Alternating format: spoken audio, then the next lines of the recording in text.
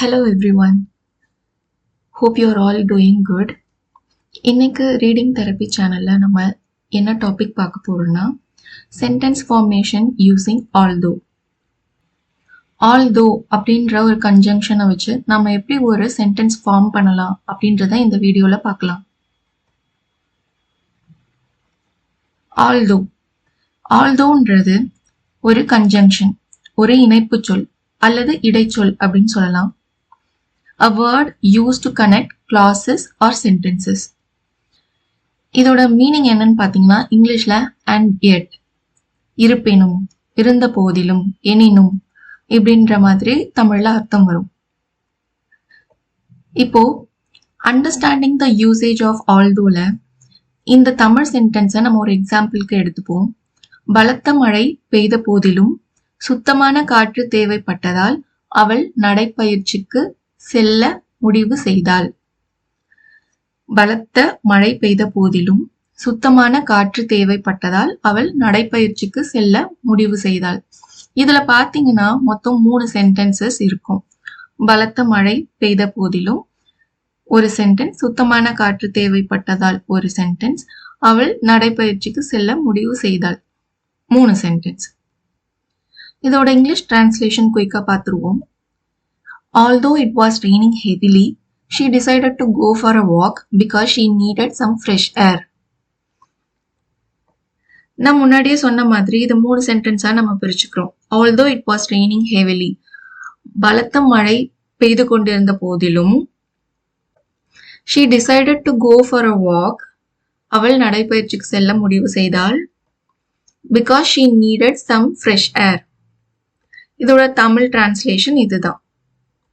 சுத்தமான காற்று தேவைப்பட்டதால் பலத்த மழை பெய்த போதிலும் அவள் நடைப்பயிற்சிக்கு செல்ல முடிவு செய்தாள். இதுல பாத்தீங்கன்னா முதல் அந்த sentence although it was raining heavily அப்படின்றது ஒரு இன்கம்ப்ளீட் சென்டென்ஸ். இது ஒரு முழுமையடையாத சென்டென்ஸ். இந்த 3 சென்டென்ஸ்ல, அதாவது இதுல இந்த ஹோல் சென்டென்ஸ்ல நம்ம 3ஆ பிரிச்சோம்னா இதுல நடுவுல இருக்கிற அந்த she decided to go for a walk அது மட்டும்தான் ஒரு கம்ப்ளீட் சென்டென்ஸ், அதாவது ஒரு கம்ப்ளீட் மீனிங் கொடுக்குற ஒரு சென்டென்ஸா நமக்கு அமையுது. மற்ற 2 சென்டென்ஸுமே கன்ஜங்ஷன் வச்சு ஃப்ரேம் ஆயிருக்கு. ஒன்று although, இன்னொன்று because. although it was raining heavily. இப்போ நம்ம ஒருத்தவங்க கிட்ட போயிட்டு பலத்த மழை பெய்த போதிலும் அப்படின்னு சொன்னோம்னா அதுக்கடுத்து என்ன ஆச்சு, என்ன சொல்ல வரீங்க அப்படின்னு தானே கேட்பாங்க.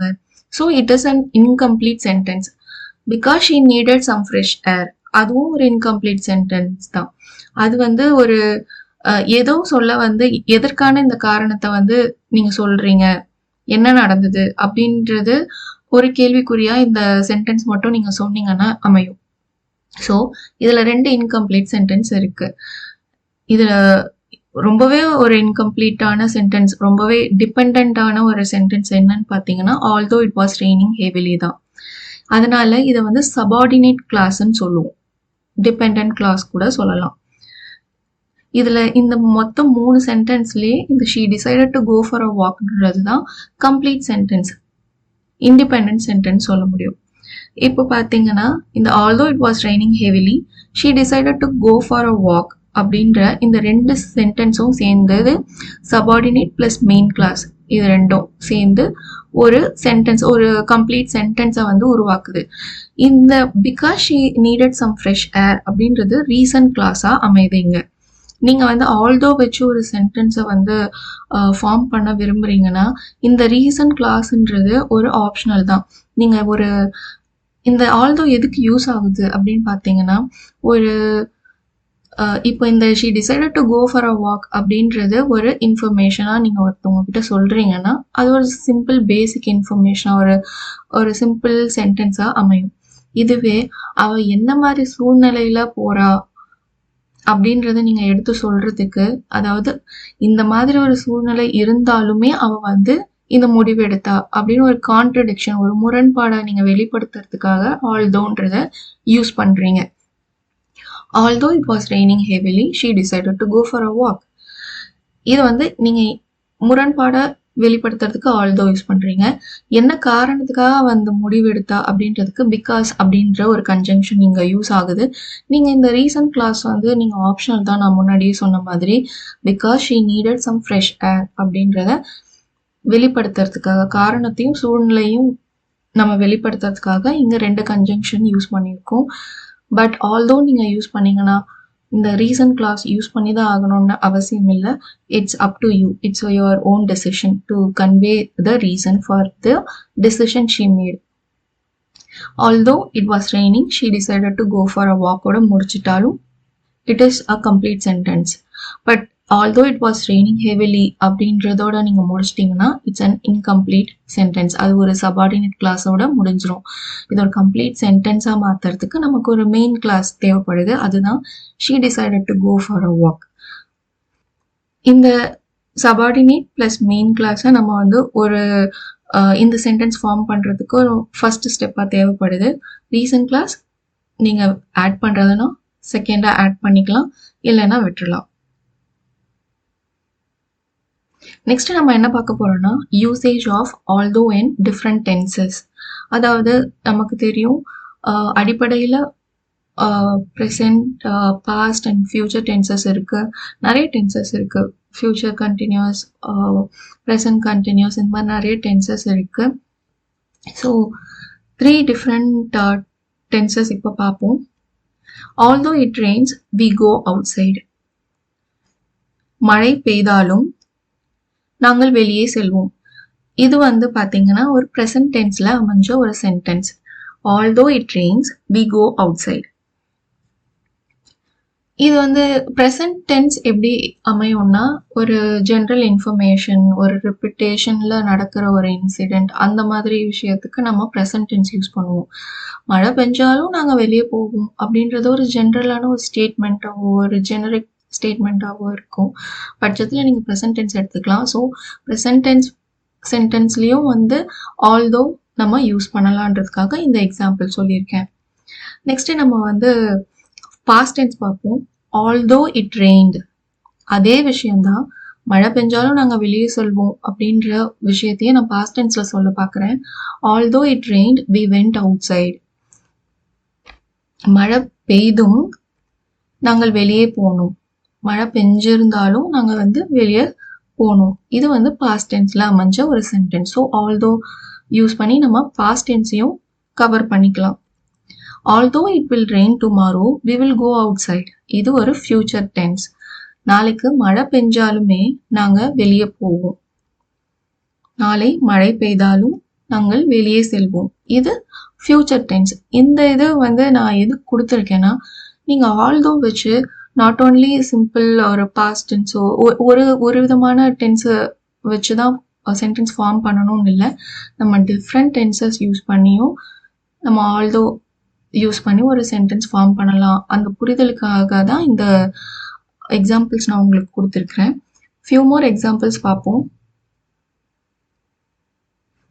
Although she is very busy she always helps her friends. அவள் மிகவும் வேலையாக இருந்த போதிலும் எப்போதும் தன் நண்பர்களுக்கு உதவி செய்கிறாள். Although she is very busy, she always helps her friends. இது வந்து பார்த்தீங்கன்னா although it rained heavily, the match continued as planned. பலத்த மழை பெய்த போதிலும் போட்டி திட்டமிட்டபடி தொடர்ந்தது. இது ஒரு past tense, previous sentence, present tense. Although it will be cold tomorrow, we will go hiking. நாளை குளிர்ச்சியாக இருந்தாலும் நாங்கள் மலையேற்றம் செல்வோம். இதில் first sentence although she is very busy, she always helps her friends. Again, it is a present tense. இது வந்து ஒரு ஜெனரிக்கான ஒரு ஸ்டேட்மெண்ட்ன்றதுனால நம்ம ஈஸியாக இது ப்ரெசன்ட் டென்ஸ்ன்றதை கண்டுபிடிச்சிடலாம். ஸோ ப்ரெசன்ட் டென்ஸ்லேயும் நம்ம although யூஸ் பண்ணி சென்டென்ஸ் ஃபார்ம் பண்ணிக்கலாம். although it rained heavily, பலத்த மழை பெய்த போதிலும் the match continued as planned. போட்டி திட்டமிட்டபடி தொடர்ந்தது. இது past tense. Again, although it will be cold tomorrow, we will go hiking. இது definitely future tense.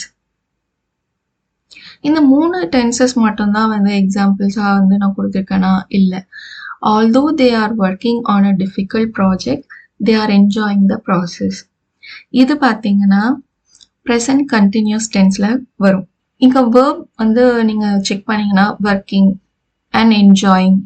ஸோ இதெல்லாம் வந்து present continuous tenseல வரும். Although they are working on a difficult project, they are enjoying the process. கடினமான திட்டத்தில் வேலை செய்தாலும் அந்த செயல்முறையை அவர்கள் ரசிக்கிறார்கள். ஸோ இங்க நீங்க இந்த 2 சென்டென்ஸையுமே பார்த்தீங்கன்னா ஆல்தோவை நீங்க எடுத்துட்டீங்கன்னா 2 இன்ஃபர்மேஷன் உங்களுக்கு வரும். They are working on a difficult project, they are enjoying the process. 2 different information, 2 contradiction. அதாவது they are working on a difficult project, அவங்க கடினமான திட்டத்தில் வேலை செய்கிறாங்க. They are enjoying the process, அவங்க அந்த ப்ராசஸை என்ஜாய் பண்ணுறாங்க. 2 டிஃப்ரெண்ட் இன்ஃபர்மேஷன், ஆனால் 2 இன்ஃபர்மேஷனுமே ஒன்றுத்துக்கு ஒன்று முரண்பாடானது. டிஃபிகல்ட்டான ப்ராஜெக்டில் வேலை செய்யும்போது எப்படி என்ஜாய் பண்ண முடியும்? ஸோ இருந்தாலும் அவங்க என்ஜாய் பண்ணுறாங்க அப்படின்றத நம்ம வெளிப்படுத்துறதுக்காக இங்கே ஆல்தோ அப்படின்ற ஒரு கன்ஜங்ஷன் நம்ம யூஸ் பண்ணுறோம். இருந்த போதிலும் அப்படின்ற மீனிங் கொடுக்கறதுக்காக. Next sentence, although she had prepared for the interview, she felt nervous. இங்க வந்து பாத்தீங்கன்னா she had prepared for the interview அப்படின்ற மாதிரி ஒரு சென்டென்ஸ் இருக்கு. அதாவது கடந்த காலத்துல முடிந்த ஒரு ஆக்ஷனா நம்ம சொல்றதுக்கு past perfect tense யூஸ் பண்ணுவோம். she had prepared for the interview. so she had prepared for the interviewன்றது அவ அந்த கடந்த காலத்துல அந்த ஆக்ஷன் இன்டர்வியூக்கு ப்ரிப்பேர் பண்ணிட்டா அப்படின்ற ஒரு முடிந்த ஆக்ஷனை சொல்றதுனால இது வந்து பாஸ்ட் பர்ஃபெக்ட் டென்ஸா மாறுது. she had, இங்க had prepared அப்படின்னு யூஸ் பண்ணியிருக்காங்க. இது வந்து past perfect tense. she had prepared for the interview. she felt nervous. அவ வந்து இன்டர்வியூக்கு ப்ரிப்பேர் பண்ணிட்டா, இருந்தாலும் அவ வந்து நர்வஸா ஃபீல் பண்ணா, பதட்டமா வந்து உணர்ந்தாள். நேர்காணலுக்கு தயாராக இருந்த போதிலும் அவள் பதட்டமாக உணர்ந்தாள். ஸோ அதை சொல்றதுக்காக ஆல்தோ நம்ம இங்க யூஸ் பண்றோம்.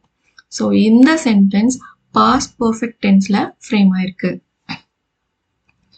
Next sentence, although he will have finished the report by noon, he will attend the meeting. although he will have finished the report by noon, he will attend the meeting. மதியத்திற்குள் அறிக்கையை முடித்து விட்டாலும் அவர் கூட்டத்தில் கலந்து கொள்வார். கூட்டத்தில் நம்ம மீட்டிங்னு எடுத்துப்போம். although he will have finished, இது வந்து பாத்தீங்கன்னா ஃபியூச்சர் பர்ஃபெக்ட் டென்ஸ்ல வரும்.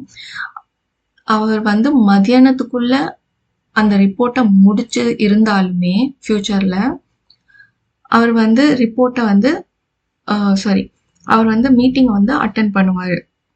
அவர் மதியானம் தான் ரிப்போர்ட்டை வந்து கம்ப்ளீட் பண்ண போறாரு, இருந்தாலுமே அவர் மீட்டிங் அட்டென்ட் பண்ணுவாரு. although he will have finished the report by noon, he will attend the meeting.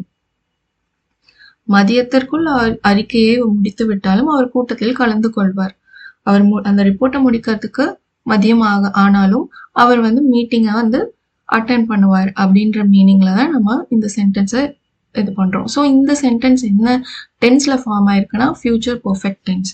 So இவ்வளோ எக்ஸாம்பிள்ஸும் நான் வந்து டிஃப்ரெண்ட் டென்ஸோட வந்து ஹைலைட் பண்ணி உங்களுக்கு கொடுத்தது எதனாலனா, நீங்கள் ஆல்தோவை டிஃப்ரெண்ட் டென்சஸ் யூஸ் பண்ணி உங்களோட ரியல் டைம்ல யூஸ் பண்றதுக்காக தான். ஸோ இதை பத்தின ஒரு புரிதல், இப்போ ஜஸ்ட் நீங்க வெறும் ஒரு சென்டென்ஸ் மட்டும் எடுத்து பார்த்து புரிஞ்சுக்கிட்டீங்கன்னா ஓகே, ஆல்தோன்றது நம்ம ஒரு சில சென்டென்சஸ்ல தான் யூஸ் பண்ண முடியும் போல, ஒரு சில டென்சஸ்ல யூஸ் பண்ண முடியும் போல அப்படின்னு நம்ம வந்து ஒரு முடிவு எடுத்துடக்கூடாது. we can use although in different tenses. அதை சொல்றதுக்காக தான் நான் இந்த இவ்வளோ எக்ஸாம்பிள் சொல்லி உங்களுக்கு எக்ஸ்பிளைன் பண்ணியிருக்கேன். So simple to understand the usage of although. 2 சென்டென்ஸை வந்து இணைக்கிறதுக்காக although யூஸ் பண்ண போகிறோம். எந்த மாதிரியான சுச்சுவேஷன்ல although நம்ம யூஸ் பண்ணுவோம்னா, 2 சென்டென்ஸ் ஒன்றுத்துக்கு ஒன்று முரணா இருக்கும்போது, அல்லது இதை தாண்டி, அதாவது ஒரு கண்டிஷன்ல நம்ம வந்து பண்ணுவோம் இல்லையா, இருந்தாலும் we did it அந்த மாதிரி ரெண்டு சென்டென்ஸ்க்குள்ள முரண்பாடை இணைக்கிறதுக்காக although they are they are working on a difficult project, they are enjoying the process. So ரெண்டு சென்டென்ஸை வந்து இணைக்கிறதுக்காக although யூஸ் பண்ணுறோம். ரெண்டு சென்டென்ஸ்க்குள்ள இருக்கிற முரண்பாட்டை எடுத்து சொல்கிறதுக்காக although யூஸ் பண்ணுறோம். although ஆட் பண்ணி ஒரு சென்டென்ஸ் நீங்கள் ஃபார்ம் பண்ணிங்கன்னா ஃபஸ்ட்டு சென்டென்ஸ் நீங்கள் வந்து although யூஸ் பண்ணுற சென்டென்ஸ் வந்து சபார்டினேட் கிளாஸ் ஆகவும், அதுக்கு அடுத்து வர சென்டென்ஸ் முழுமையடைகிற ஒரு மெயின் கிளாஸ் ஆகவும் இது யூஸ் ஆகும். ஸோ நீங்கள் ஃபஸ்ட்டு எடுத்த உடனே although யூஸ் பண்ணி தான் சென்டென்ஸ் ஃபார்ம் பண்ணணுமா? இல்லை. நீங்கள் வந்து இப்படி கூட சொல்லலாம் இந்த சென்டென்ஸை. they are enjoying the process although they are working on a difficult project. So main கிளாஸை ஃபஸ்ட்டும் சபார்டினேட் கிளாஸை செகண்டாகவும் நம்ம யூஸ் பண்ணிக்கலாம். அதில் எந்த தப்பும் கிடையாது. ஸோ அண்ட் ரீசன்ட் கிளாஸ் யூஸ் பண்ணுறது உங்களோட விருப்பம்தான். நீங்கள் வந்து அதற்கான காரணத்தை நீங்கள் சொல்லணும்னு நினச்சிங்கன்னா சொல்லலாம், இல்லைனா விட்டுறலாம். ஸோ இவ்வளோதான் although யூஸ் பண்ணி சென்டென்ஸ் ஃபார்ம் பண்ணுறது எப்படின்றத சொல்லணுன்ட்டு நினச்சேன். உங்களுக்கு சொல்லிட்டேன். உங்களுக்கு இது புரிஞ்சிருக்கும்னு நினைக்கிறேன். இந்த although அப்படின்ற கன்ஜங்ஷன் யூஸ் பண்ணி நீங்கள் நிறைய சென்டென்ஸ் ஃபார்ம் பண்ணி உங்களோட ரியல் டைமில் வந்து பேசுகிறதுக்கு ட்ரை பண்ணுங்கள்.